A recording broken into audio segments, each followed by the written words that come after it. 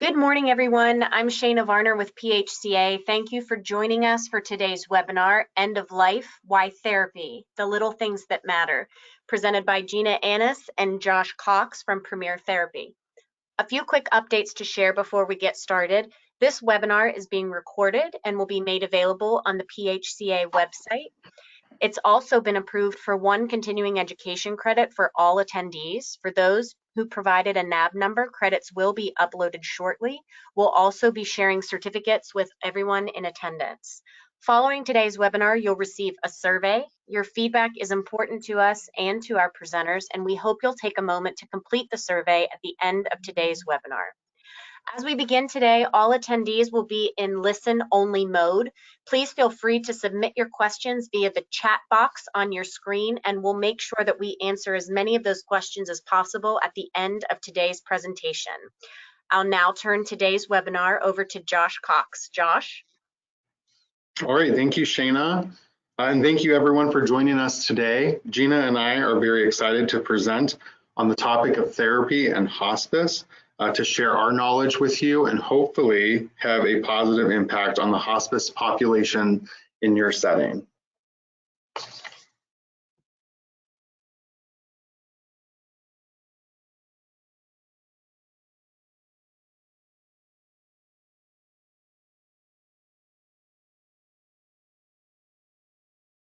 I'm sorry, I think I muted myself.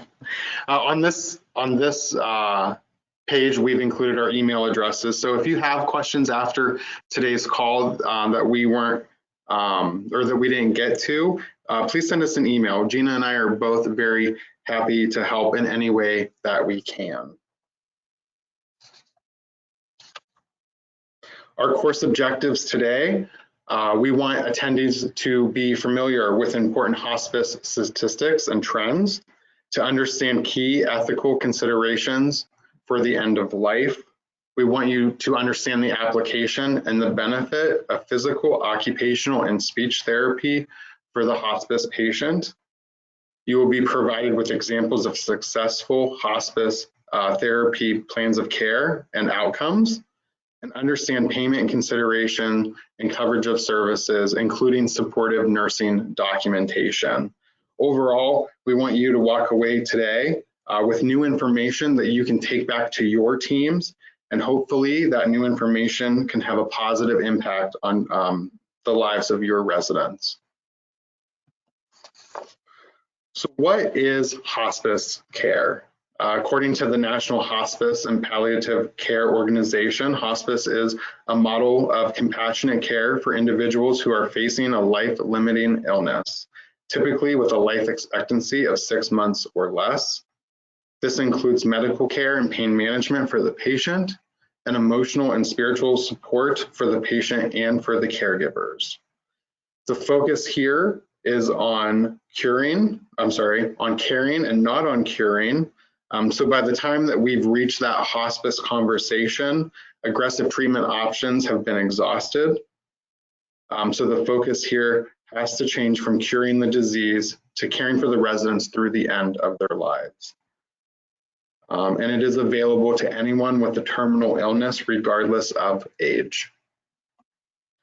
I did put a slide in here on palliative care because a lot of times we will get questions about the difference between hospice and palliative care. So palliative care is comfort care that can be provided concurrently with curative treatments, so chemo and radiation, surgeries, or medication regimen. It can be initiated at any stage of the disease process, and it does not require a life-limiting diagnosis. The goal with palliative care is to improve the quality of life for an individual with a chronic illness. Typically, but not exclusively, palliative care is provided in the hospital setting, and those services may be covered through Medicare, Medicaid, insurance, or self-funded. So talking about some trends and statistics when it comes to Medicare beneficiaries of hospice, they are the largest group to utilize hospice care. 1.4 million Medicare beneficiaries receive hospice care every year. On average, there is a 4% increase in hospice utilization, every year, which we can reasonably expect as our geriatric population continues to grow. And really the oldest of the baby boomer generation are now in their mid 70s. Pennsylvania as a state is the 4th largest hospice utilizer in the United States, only falling behind California, Florida, and Texas.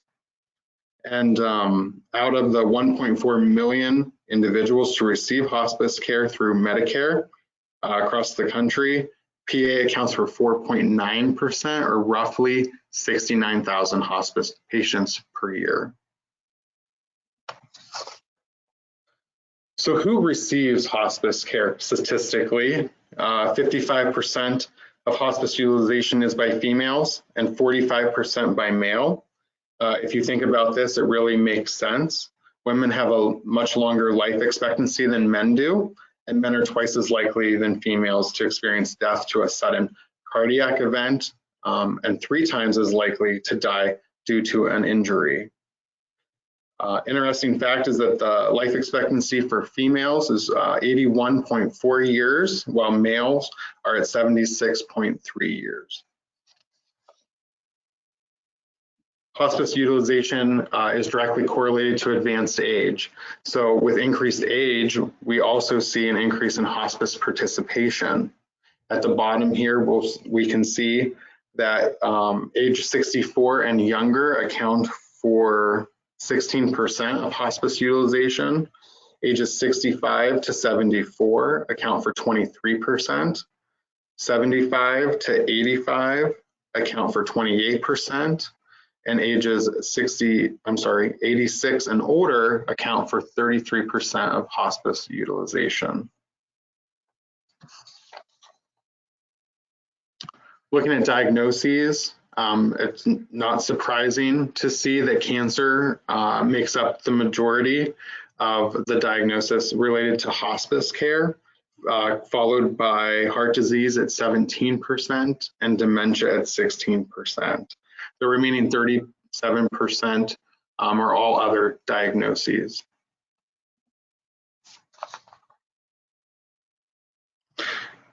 Talking about lengths of stay, the average length of stay for someone receiving hospice care in the United States is right at that 3-month mark at 90 days. The average length of stay in Pennsylvania is 64 days, and interestingly, the average length of stay in a skilled nursing or long-term care facility is 106 days. This includes, these numbers include patients who have passed away or have discharged from hospice, which is a live discharge, oftentimes an option for residents or patients who get better or choose to revoke their hospice participation, or they continue to receive hospice care from 1 year to the next. Patients with a primary diagnosis of dementia endure the longest length of stay at 105 days. And patients with chronic kidney disease have the shortest length of stay at 38 days on average. So where do people receive hospice care? On average, or the most recent data suggests that an average of 1.1 million hospice recipients die every year. 52% of them receive hospice care in their home, while 17% receive care in a long-term care setting, and 31% receive care in other settings such as hospice homes or inpatient hospice centers, assisted livings, or hospitals. The cost associated with Medicare hospice is $16.8 billion annually. And those services, or I'm sorry, that money goes to pay for services needed for pain relief and symptom management, your medical staff, nursing and social services, medication, medical supplies and durable medical equipment, spiritual and grief counseling, respite care, and of course, therapies. The cost associated with hospice care is $16.8 billion. The cost for each PA hospice participant is $10,313, and the overall Medicare cost for the state of Pennsylvania is roughly $714 million per year, and broken down to $161 per hospice day. End-of-life care is difficult for everyone involved and requires increased sense of compassion and understanding from all of us on the care team. Difficult decisions about end of life often leave healthcare workers and families in an ethical bind. So some considerations that we need to think about. Considerations become more difficult when a patient isn't able to participate in decision making and we don't know what their end of life wishes are. Living wills are a great resource for us as healthcare workers or for the hospice team as they outline the individual's wishes for end of life. Please realize that the time to talk about end of life care and what those wishes are is not after the hospice conversation. The more prepared we are as a whole, the quicker the resident can receive comfort measures that they need and rightfully deserve. Having more than one family member to make decision complicates that situation. Family members might have varying opinions of what their loved ones would have wanted at the end of life. So ensuring that residents have a durable power of attorney or one person to assist in the medical decisions at end of life can really alleviate a lot of frustration and also a delay in care.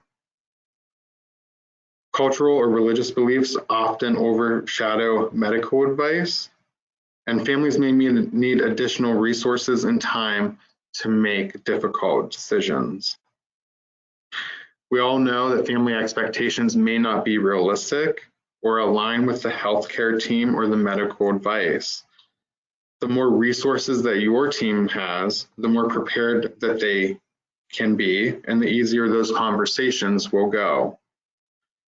These conversations are difficult and they require a ton of energy and resources from your teams. So questions to take away from this slide are, do you have a protocol in place to ensure that your residents' end-of-life wishes are clear? Do you know what they are? And is the family or the durable power of attorney aware of what those wishes are? And lastly, does your team have the appropriate resources and training to assist in the end-of-life decision-making process? Thinking about everything on this slide and keeping residents' wishes and best interests top of mind, we have to focus our approach on what is most important to an individual to maintain through the end of their lives.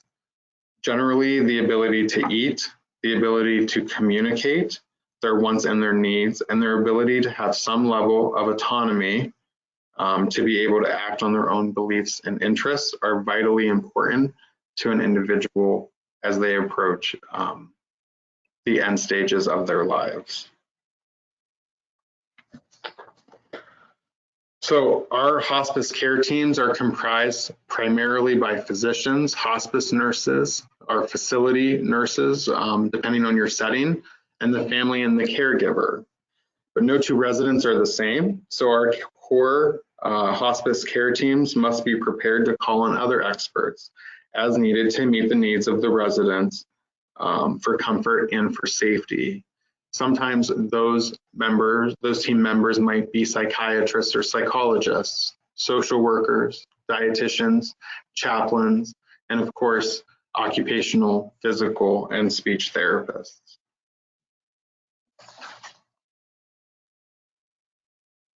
Talking about misconceptions that have come about through therapy and hospice patients, and Jeena and I have experienced this a lot in our involvement with skilled nursing facilities. So number one here are individuals who receive hospice care are ineligible to receive occupational, physical, or speech therapy. That simply is not true, and it couldn't be further from the truth. Based on the JIMO settlement of 2013, Medicare guidelines state that services will be covered to improve, maintain, prevent decline, or slow further deterioration of a patient's condition. Medicare coverage is based on the patient's need for skilled treatment and not on their anticipated improvement. So here it is clearly outlined in this settlement that a patient cannot be denied services based on the opinion that they are not going to improve. Number 2 is therapy for hospice patients is unethical and counterproductive. Again, this is not true, and later in the presentation, Jeena's going to touch on some areas in which therapy can be very beneficial for the hospice patient. Number 3, hospice patients are off limit for routine therapy screenings. This is something that we hear very often, usually when we are involved in a building for the first time. We will get a list of hospice patients and they'll say, these are the people that therapy can't look at. Well, why? It doesn't make sense. There's no rule that prohibits therapy's involvement at the end of life. And at the end of the day, your facility or your setting is still responsible to ensure residents are receiving the proper care, even at the end of their lives. Number 4, therapy is attempting to cure a patient when clearly a patient is at the end of life. We're going to talk about, in 2 more slides, we're going to talk about models of care for therapy and how we have to change our focuses from that traditional rehab to maybe more of an adaptation model of therapy. And then lastly here, enrollment in hospice care is equivalent to the patient giving up on living, and that is probably the saddest misconception. I can't tell you how many times we've heard people say, well, they're on hospice, they're just waiting to die. What's the point in doing therapy with them? As an industry of caregivers and service providers, we can't have that mindset. These are our residents. We're responsible to them until they take, and sometimes even after they take their last breath. So we need to focus on what we can do to make patients' lives as meaningful as possible for as long as possible.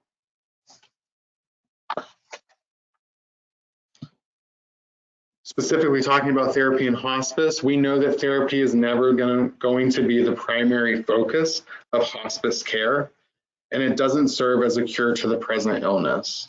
But there are areas that therapy can address to make a hospice patient safe and comfortable, just like we would with any long-term care population.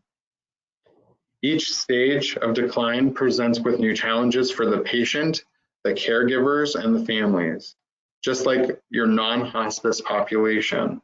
So therapy can still serve as an expert in helping navigate those challenges and maintaining a meaningful life for your residents. And therapy must shift from traditional rehabilitation to maximizing functional abilities, symptom management, maintaining quality of life, and preserving self-purpose. All things that we know are components of a good quality of life.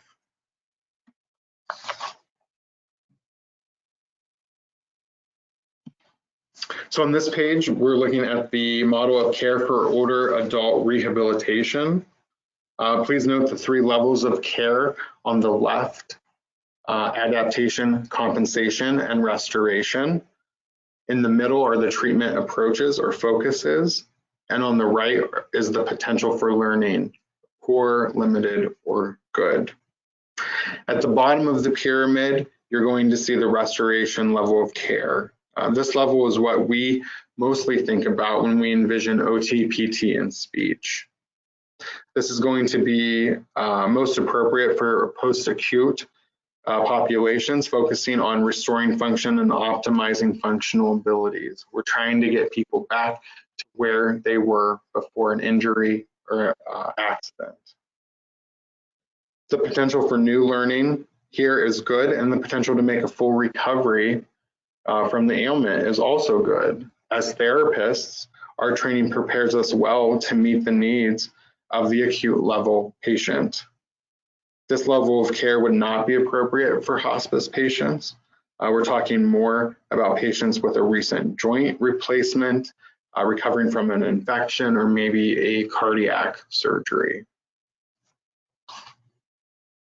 On the next level, Working from the bottom to the top of this pyramid is the compensation level of care. This level of care is what we think about with our long-term care population. The potential for learning is limited, and the potential to recover from a decline is also limited. So we start looking at ways to compensate for ongoing deficits. This may include additional equipment and training, staff and caregiver education, overlearning or repetitive task learning, functional maintenance programs, restorative nursing programs. This level of care requires increased assistance from the facility staff to help residents complete tasks. Here we are thinking more of residents with early to mid-stage dementia, or a resident with loss of function due to multiple CVAs or old injuries. The role of therapy in this model is to identify what compensatory techniques work best for the patient and mend together the functional abilities of the patient with the need to compensate by the staff. An example of this would be if a patient is unable or unsafe to eat by themselves, OT would work with increasing positioning at the table and functional hand-to-mouth patterns, while speech therapy identifies the best cueing strategies for a safe swallow and the appropriate diet texture. Both therapists must train the floor staffs in their techniques for carryover after therapy is no longer involved. This level of care may be appropriate for residents receiving hospice care, depending on their learning potential.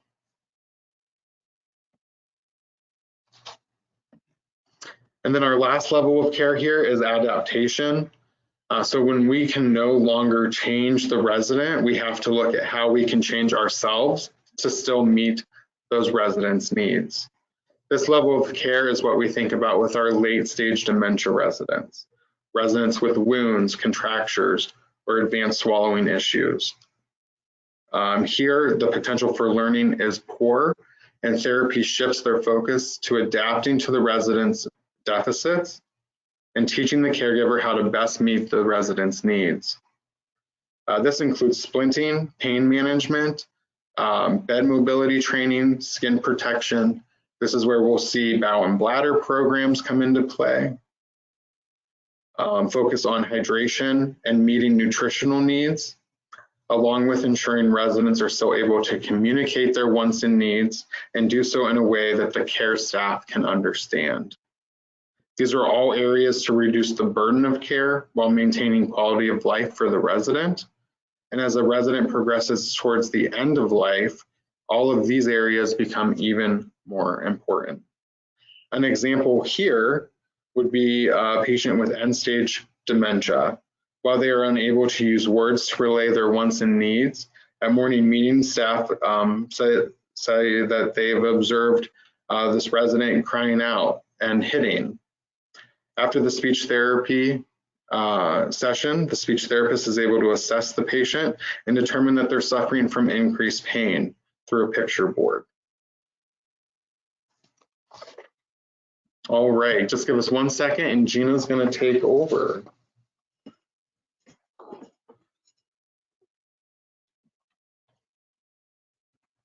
Good morning, everyone. So I'm going to go ahead and get into the nitty-gritty now and break down OT, PT, and speech, what it all means, and moving into payment considerations and things of that nature. So as a speech therapist by background over the last 25 years, times have certainly changed, and our hospice population now runs the spectrum from totally dependent to actually extremely high functioning.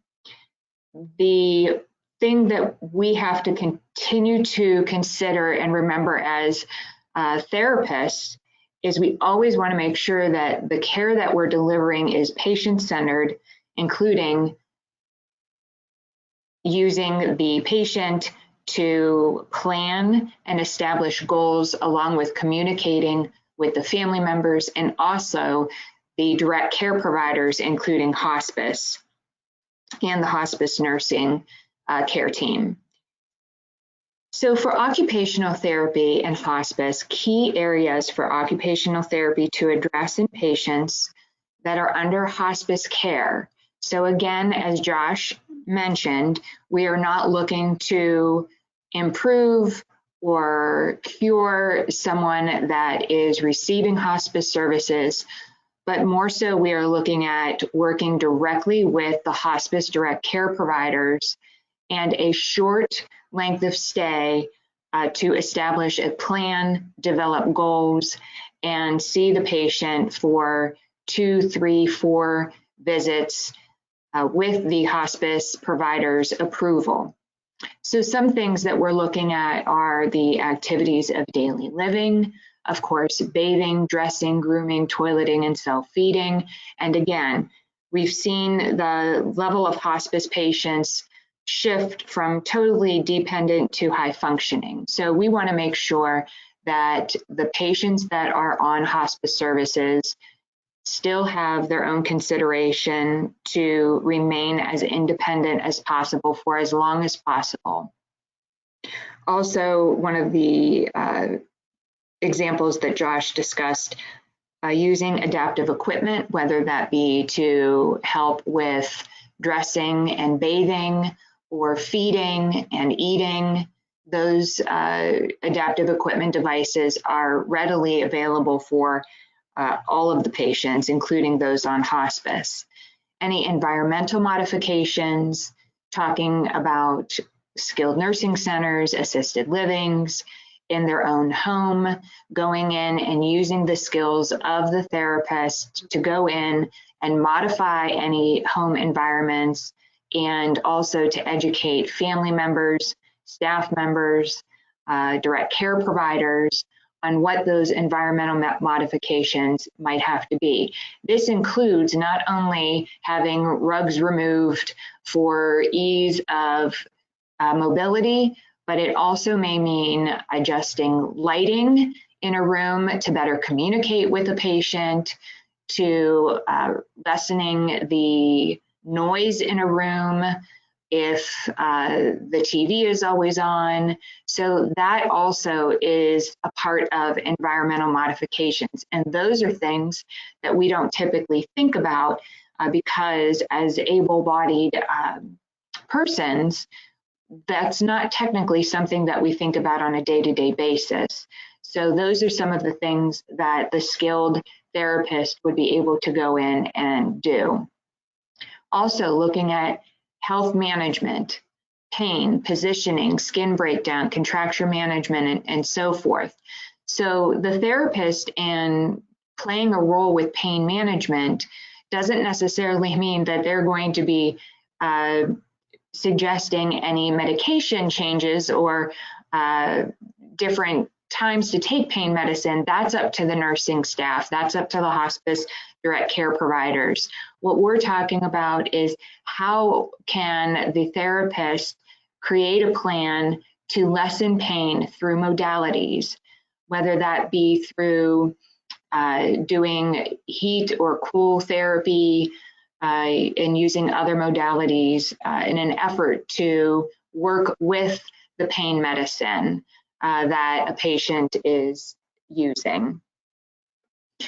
Also looking at psychosocial support, behavior concerns, self-worth, environmental participation, motivation, again, working together as a team in order to make sure that all of the elements of the hospice care that the patient is receiving are met. And of course, staff and caregiver education. And you'll see that staff and caregiver education is going to be a recurring theme through all therapies that are provided. So moving on to physical therapy. As I mentioned, pain management in occupational therapy, we're also looking at that for physical therapy and partnering with that pharmacological approach.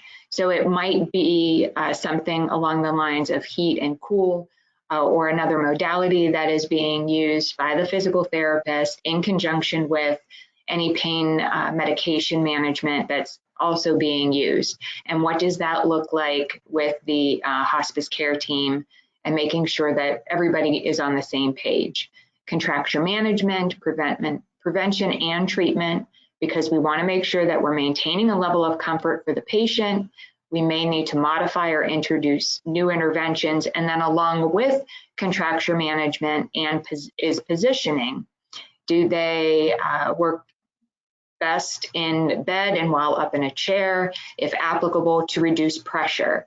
So those of you that are involved in skilled nursing centers, you know that one of the quality measures that is being looked at right now is skin breakdown. And because of the pandemic and what we faced over the last couple of years, and patients not being able to come out of their room, not being able to leave their homes, a lot of what we're dealing with now is actually looking at contractures and positioning and skin. So it's very important, you know, even as another set of eyes on each patient, to make sure that, you know, there's no soft heels, there's no skin tears, there's no, all of these things are being looked at as another set of eyes for physical occupational therapy, along with the other direct care providers, because these are things that are being looked at by the state also. The pandemic created havoc, and so we're trying to maintain the best for our patients that we're seeing. Ambulation safety, an effort to maintain independence. Again, we're not looking to cure, we're not looking to take someone out of a wheelchair and get them onto a cane, but what does their current level of ambulation or mobility look like, and how can we best address that so they maintain that for as long as possible. Fall prevention, another big one. Because of the pandemic, what we see now is we're seeing increased falls because there may be some staff shortages in some areas. So what do we need to do as far as fall prevention? Staff education and awareness of patient needs. I always like to talk about fall preventions, and I've done a lot of fall prevention in services, in facilities, and with family members. So again, if you think about it, I always like to try to set my examples back to my own experiences. So if I am sitting on my couch at home enjoying my favorite series on Netflix, if I have a need, then I am able to get up and take care of that need. So one of the things about staff education and awareness of those patient needs is teaching the staff what to look at. If I'm on my couch and I'm cold, I might get up to get a blanket. Or if I'm hungry, I might get up to get a snack. Or if I'm thirsty, I might get up to get a drink. If I have to use the restroom, I'm going to get up to use the restroom. So making sure that with our hospice patients who may not be able to communicate what those needs are, educating the staff and making them aware of what those direct needs might be. And, you know, are they thirsty? Are they hungry? Are they cold? Are they hot? Do they need to change position? Have they been on their arm too much and they need to move because their arm fell asleep? So all of these things that we might experience in our own homes, these are the things that we need to work on with our staff. And even with the hospice patient and those that have the reduced ability to communicate, those are the things that the therapist can do with the hospice direct care providers, the floor staff, the family, all of those. So something else to think about. Again, I just want to remind you that a therapy plan of care and treatment is not going to be an extended length of stay.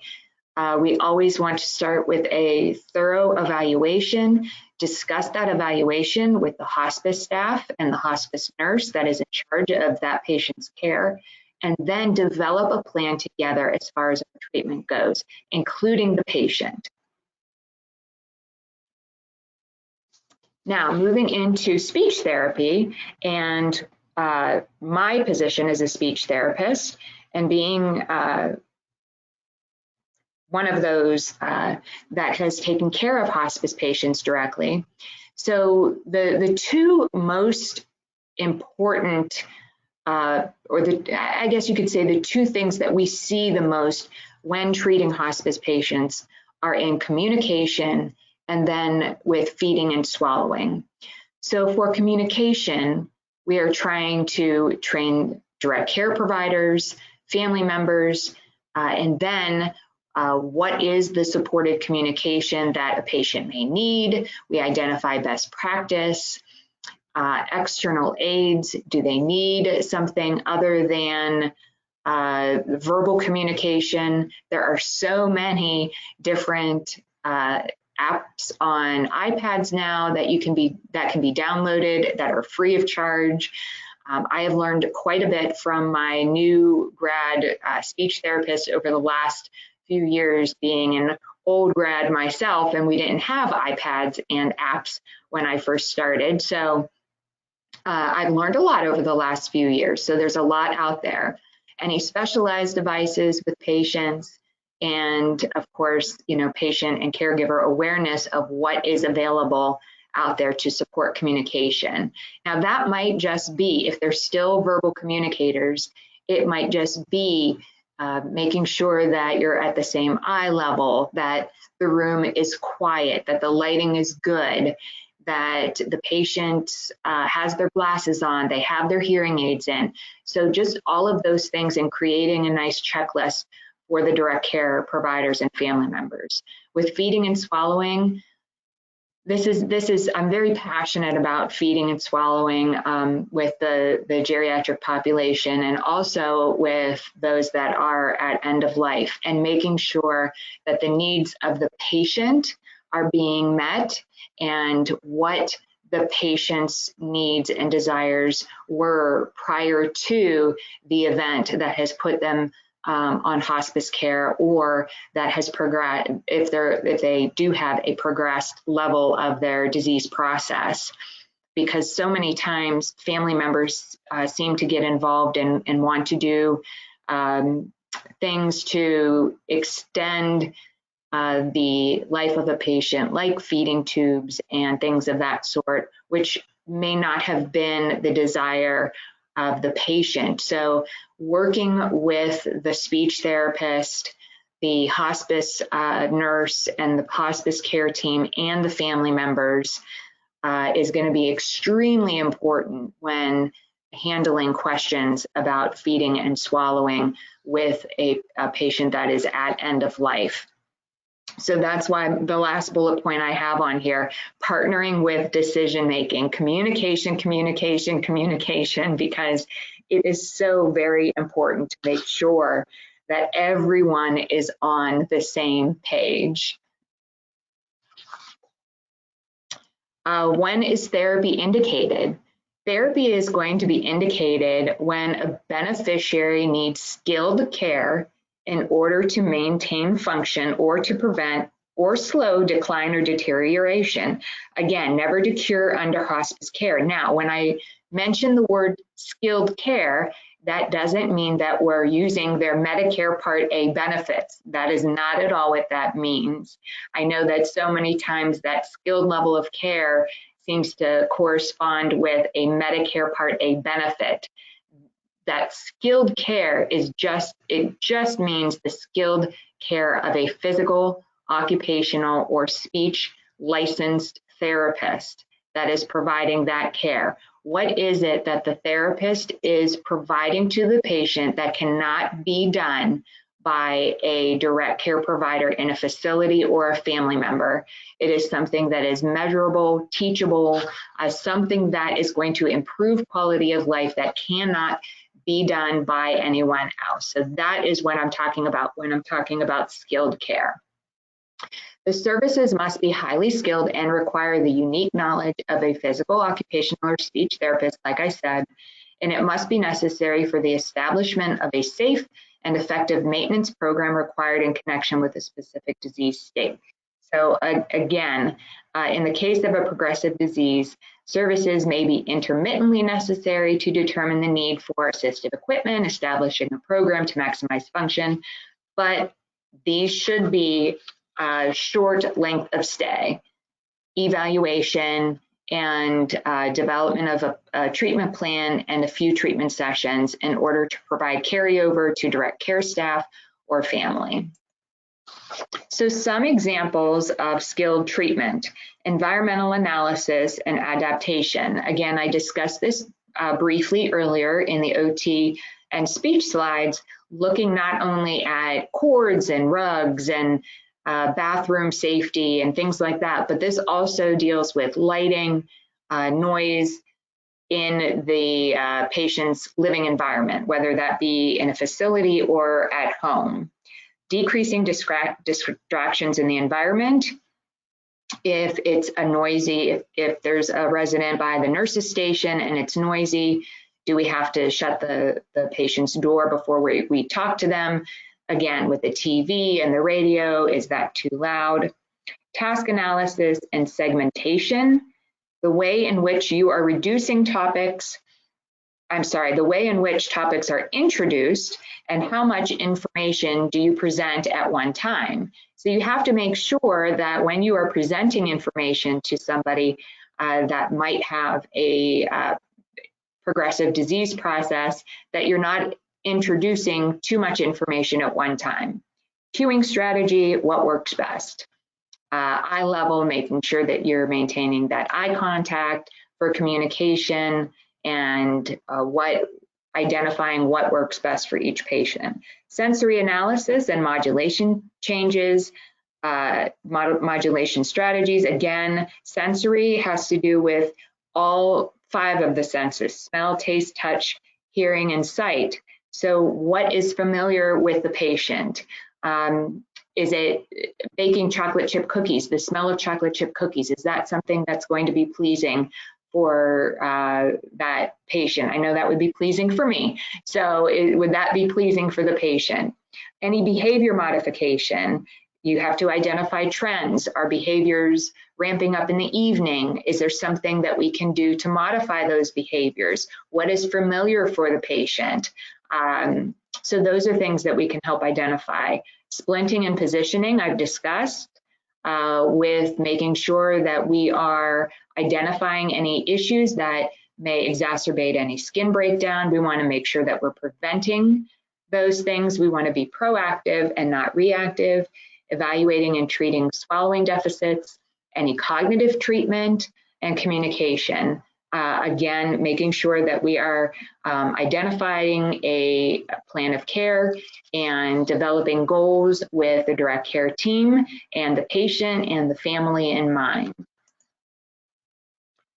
What your therapy team should not address. So we've had these questions a lot as well. And what are these non-skilled services? Again, when I use the word skilled, I don't mean skilled Medicare Part A benefits. I just mean those services that can be done by a direct care provider, not necessarily a therapist. So some of those examples are working on tasks that are not medically necessary or measurable.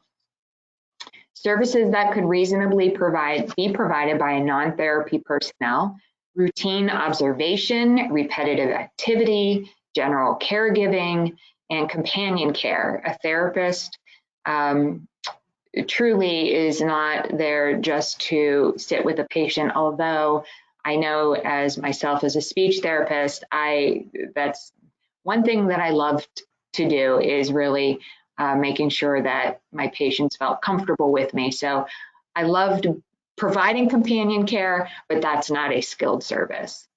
Services related to activities for the general good and welfare of patients. For example, exercises to promote general fitness, activities to promote diversion or general motivation, and then applications of modalities in the absence of skilled need, including the TENS unit application, paraffin dip, and hot and cold packs. So if the absence of skilled need is present, then those are the things that therapy would not be addressing. Successful plan of care basics. From evaluation findings, of course, we would develop the anticipated goals. Goals are focused and designed specifically to meet the needs of the patient and the current presentation of the disease. Hospice, like I said, generally will approve 3 to 5 visits unless exception complications are well documented. And again, this is when we need a very strong relationship with the hospice care team and the therapy department. Since the duration of the treatment is brief, we're going to establish long-term goals that indicate what general skill or delayed decline therapy hopes to achieve. And the short-term goals indicate the specific skill the therapy targets, the establishment of functional maintenance program in relation to skilled maintenance and the training of caregivers. So here I have provided some examples of evaluation goals. For example, the resident will maintain minimal assist with physical mobility and reduce complaints of pain, and then the short-term goals are listed. The resident will complete upper extremity exercise program with setup assist and intermittent verbal cues. They will establish functional maintenance plan to maintain functional mobility and reduce complaints of pain at 3 out of 10, and train resident and caregiver in safe, effective performance of functional maintenance program with 100% accuracy in return demonstration. And these are going to hopefully be attained in 3 to 5 visits. So again, it's not something that's going to be an ongoing plan of care. Another example, resident will reduce resistance to ADL care that interferes with function at a supervision level.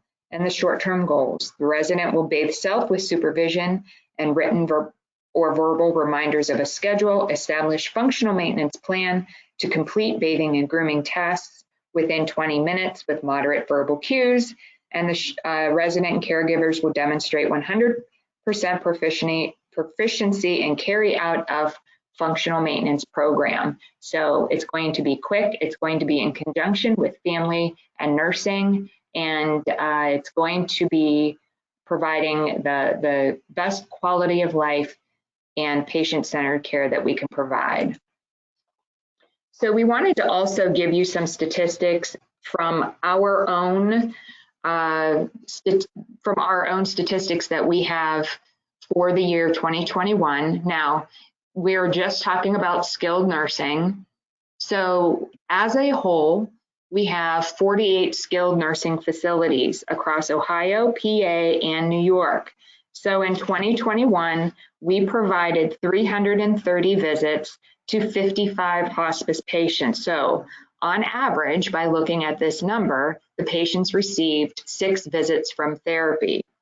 And breaking that down a little bit more, it's about 7 visits per facility per year. So again, as you can see, and us talking from the company that we provide care to in skilled nursing facilities, it's not that we're picking up hospice patients and putting them all on therapy and keeping those patients on for 3, 4, or 5 weeks at a time.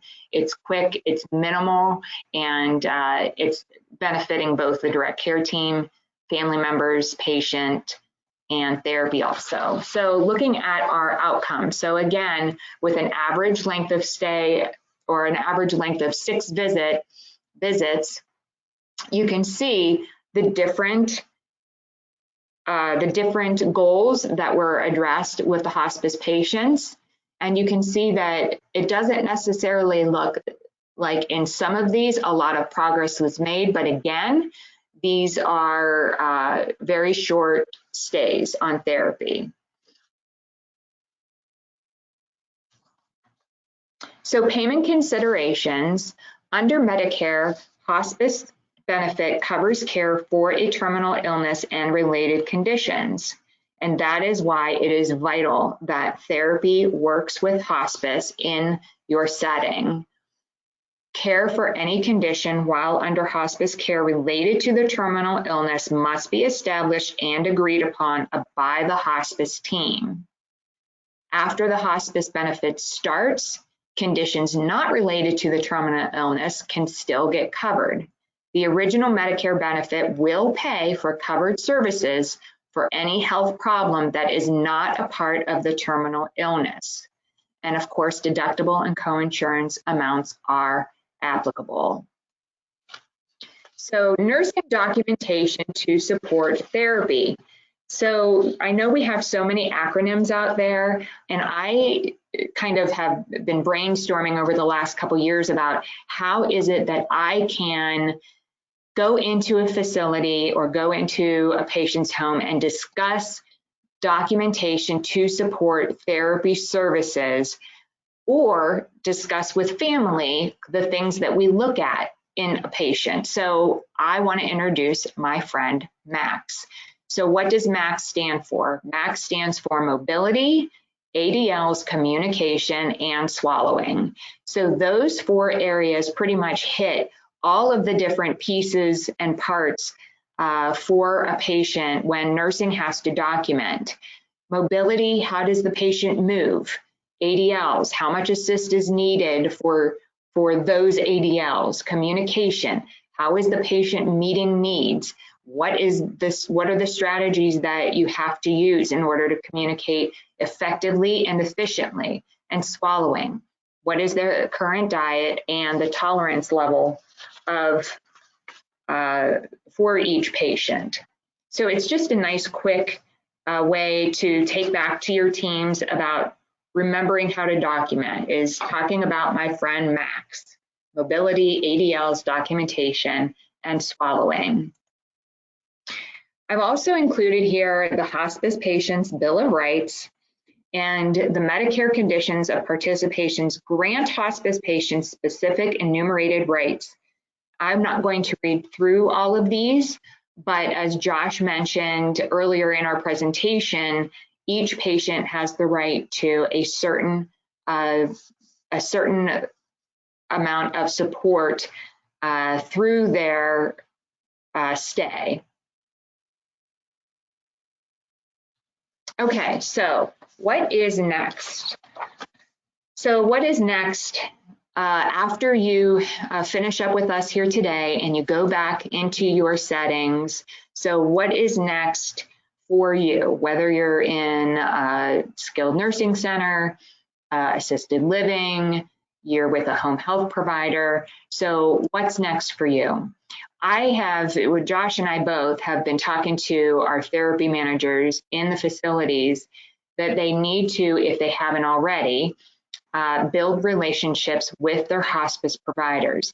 They need to know who their hospice provider is in the facility, and they should know them on a first name basis, and making sure that the hospice provider knows that the therapy team is another level of support for the patient and the family. Provide support for therapy involvement with hospice patients. So if you have heard any of the misconceptions that Josh discussed, have you heard any of those misconceptions in your setting, and making sure that you discuss those with your hospice providers and your therapy team to make sure everybody is on the same page, and educate your teams the importance of maintaining function, dignity, and quality of life, making sure that everything is patient-centered. How can your current therapy provider help you with those conversations and educations? Discuss processes for securing living wills, resident end-of-life wishes, and power of attorney, because again, communication is key. Audit nursing documentation to support functional skills. Don't forget to introduce everybody to my friend Max, and talk with your therapy department. How comfortable are they having these conversations with their current hospice care team in their setting? Talk with them and see if they have those relationships, and where do those relationships stand. We want to make sure that we are following up with them. And with that being said, Shayna, are there any questions in our chat right now, or does anybody have any questions for us? Thank you, Jeena, Josh. Just as a reminder, everybody, please submit any questions you might have in the chat box here in the portal. We'll make sure that we answer those questions I don't have anything that has come in at this point, and I know you've just walked through a significant amount of really helpful information for those on today's webinar. While we wait for questions to come in, I'm wondering if there's anything additional that you guys might have that maybe you skimmed over in the webinar to make sure that you covered the presentation, but that might be worth digging into a bit more. So thank you, Shana. So I think the most important thing to remember is that when we talk about therapy at end of life, we're truly just talking about being a partner with the direct care teams in the facility, with the family.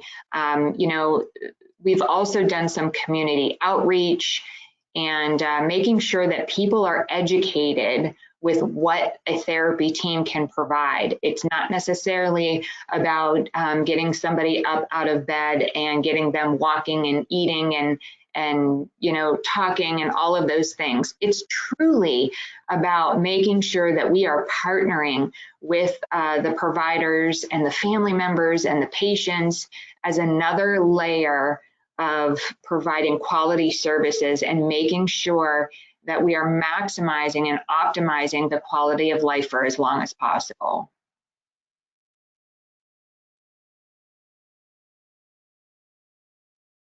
Great. Well, thank you. It doesn't look like there's any questions that have come through, so I want to just be mindful of everybody's time. Thank you, Jeena, Josh, for sharing this important information today. And thank you to everyone for joining us on today's webinar. Again, once the webinar is completed, we will be making it available on the PHCA website. Following today's webinar, you'll receive a survey. Your feedback is important to us and to our presenters. We hope you'll take a moment to complete that survey. And as always, if you have any questions, please don't hesitate to reach out to the PHCA team. Thank you everyone so much and take care. Thank you so much, Shana. Thank you everyone. We appreciate your time.